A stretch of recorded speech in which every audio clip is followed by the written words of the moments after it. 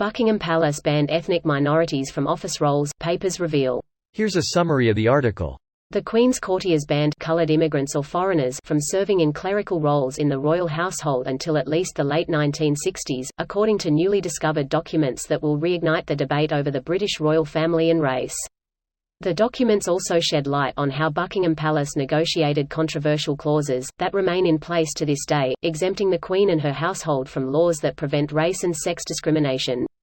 The papers were discovered at the National Archives as part of the Guardian's ongoing investigation into the royal family's use of an arcane parliamentary procedure, known as Queen's Consent, to secretly influence the content of British laws.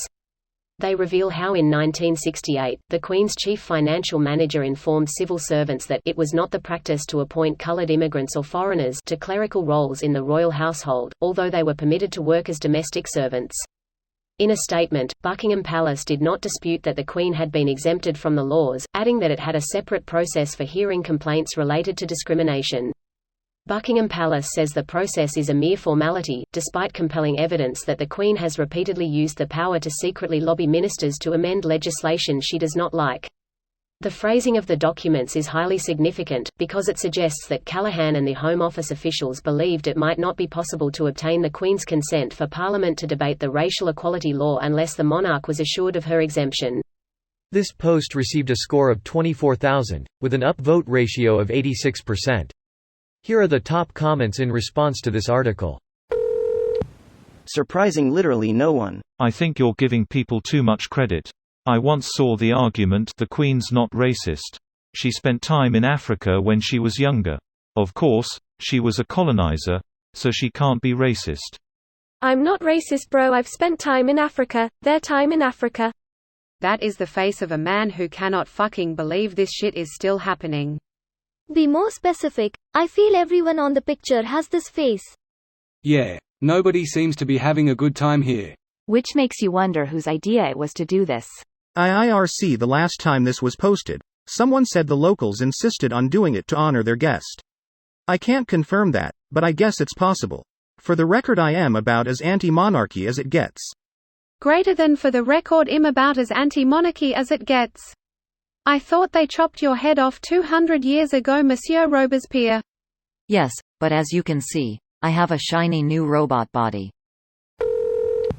It's always the people you moderately expect.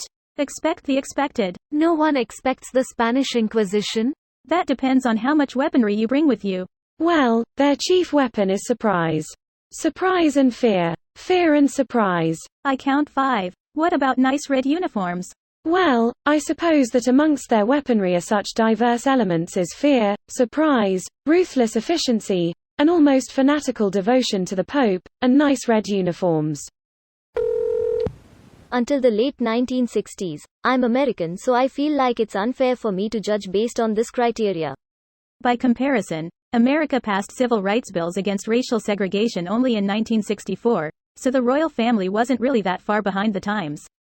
Yeah, we passed the law in 1964, but in all reality that just made it so all that racism now had to be hidden behind thin veils. I mean, we've got people pining for the losers of 2 wars based on racism. So what you're saying is that a hereditary monarchy doesn't believe in meritocracy? I'm shocked. Living symbol of empire known for conquering foreign lands found to not respect foreign cultures or peoples. Sort of related, a good movie to watch is Victoria and Abdul. I suspect things haven't changed much in 100+ years since Queen Victoria. You should also check out the TV film adaptation of the stage play King Charles III, which while the film is okay-ish, Pigott Smith gives a towering performance there which I think really captures a lot of the royal angstiness. It also happens to parallel a lot of what actually has been happening since. Highly recommend.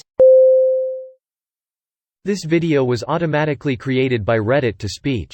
The article and comments in this video were selected from Reddit according to their upvotes, and any paraphrasing was performed by smmry.com, without any human intervention.